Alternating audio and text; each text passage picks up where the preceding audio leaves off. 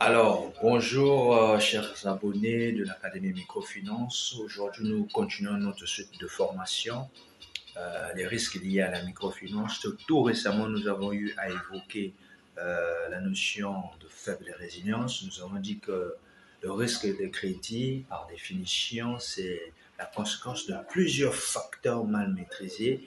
Et parmi ces facteurs, nous avons parlé de la faible résilience.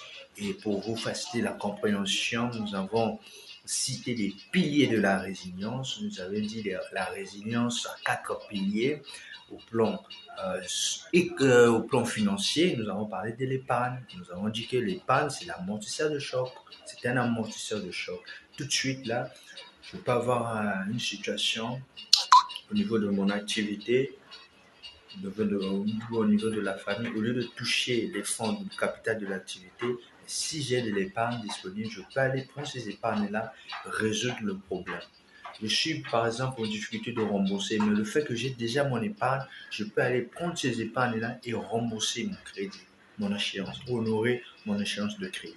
Donc ça, on a parlé de la résilience au plan financier. Maintenant, nous avons également aussi parlé de résilience au plan économique. On a parlé de la diversification des sources de revenus. Vous voyez, dans la pratique, les agents ont toujours tendance à analyser la capacité de remboursement, ce qui n'est pas faux, mais vous devez savoir en tant que professionnel, face à des difficultés, face aux imprévus, ce n'est pas forcément la capacité de remboursement qui compte, mais c'est la résilience du client. Raison pour laquelle nous avons mis à votre disposition les piliers de la résilience pour améliorer vos analyses.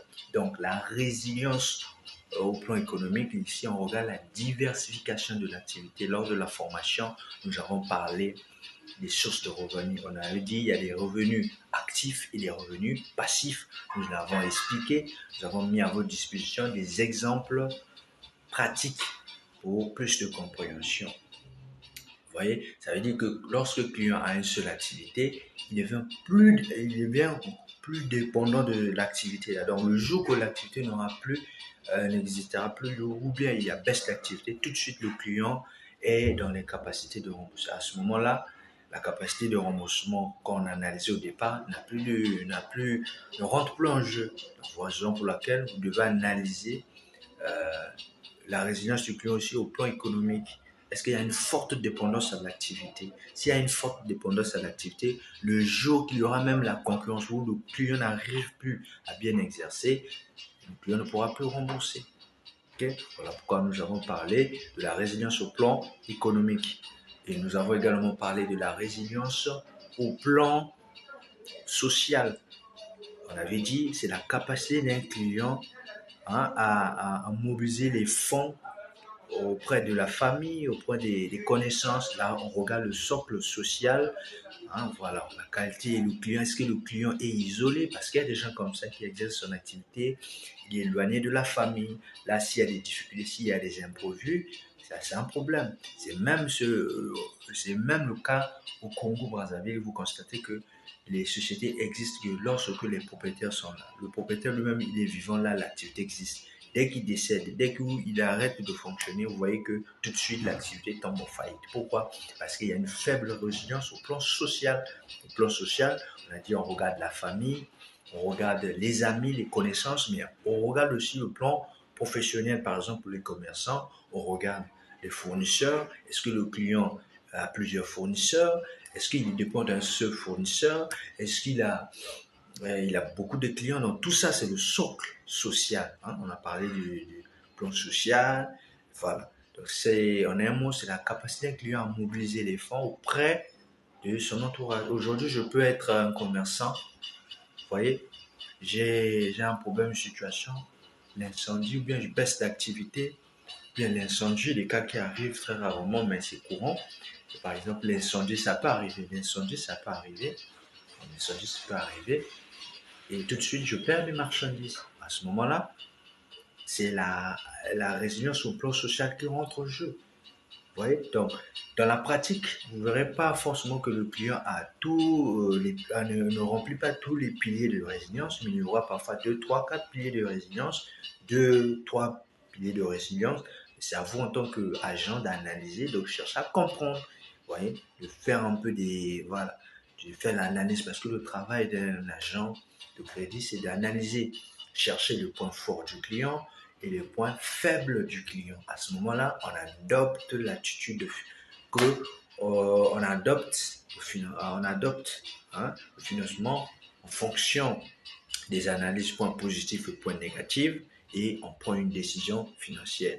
Donc voilà pourquoi il faut analyser aussi la résilience, pilier de la résilience. Il y a aussi le plan comportement, vous savez, même en situation de difficulté. Quand on parle de la résilience, ici on voit la capacité d'un client à gérer la capacité d'un client à décider, à réfléchir au moment des difficultés. Parce que tout peut arriver, mais un client qui réfléchit, qui a une intelligence émotionnelle, peut trouver des solutions.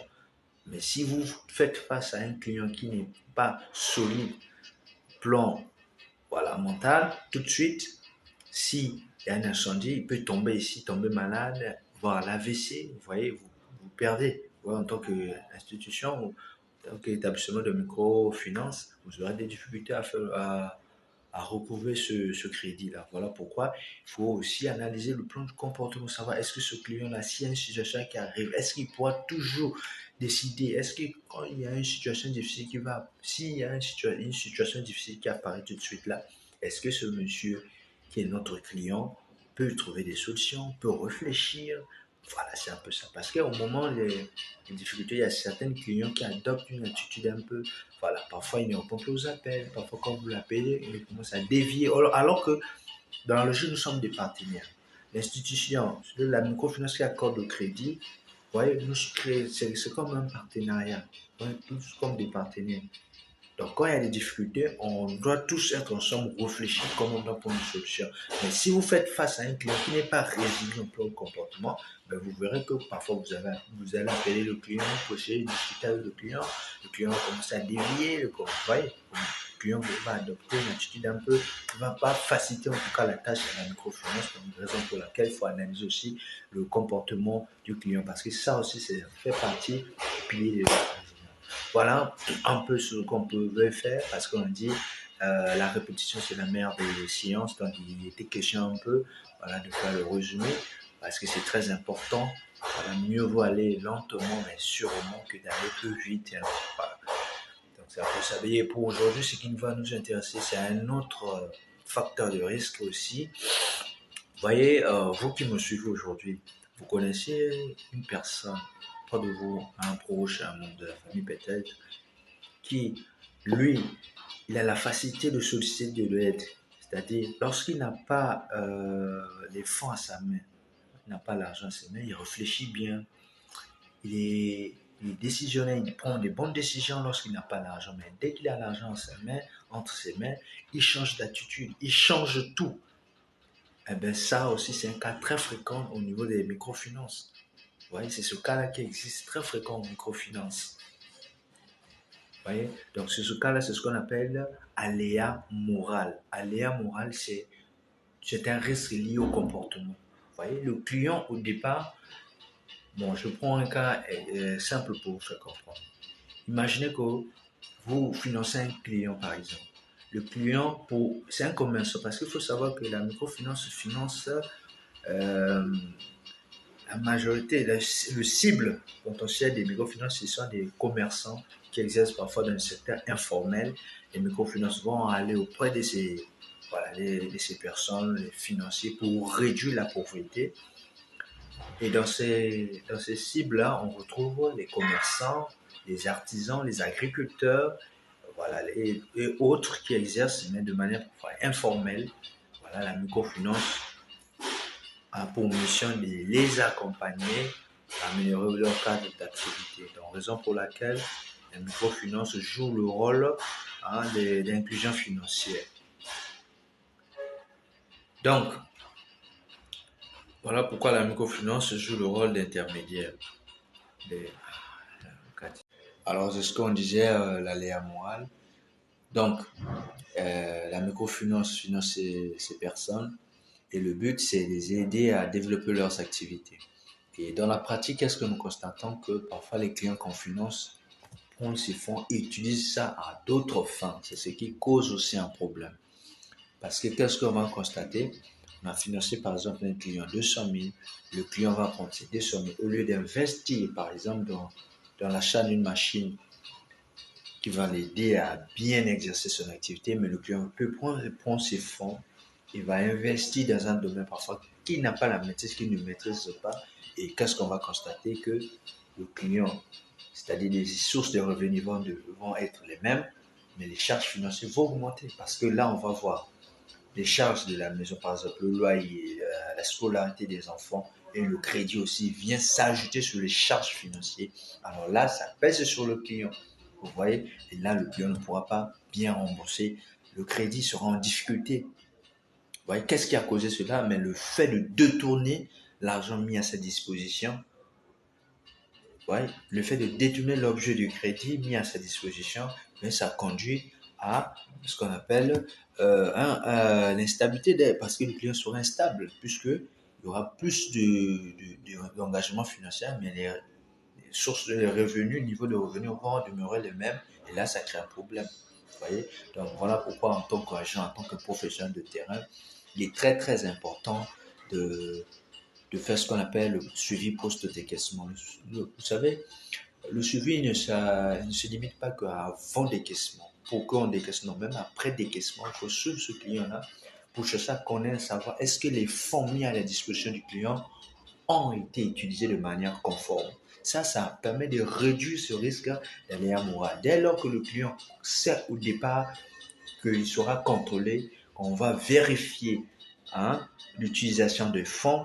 Là, ça réduit le risque d'aléa moral parce que l'aléa moral aussi est un facteur, vous voyez, qui entraîne le risque de crédit. Vous voyez, mais très méconnu du secteur par les professionnels. Mais en réalité, c'est ça qui crée beaucoup de soucis. Alors, qu'est-ce qu'on entend par aléa moral? Comme je le dis, l'aléa moral, c'est tout changement de comportement après l'obtention de crédit. Parce que le client sous-entend que l'argent des amis est à sa disposition. Parce qu'il sous-entend que la microfinance qui a mis l'argent à sa disposition n'a plus le contrôle à faire.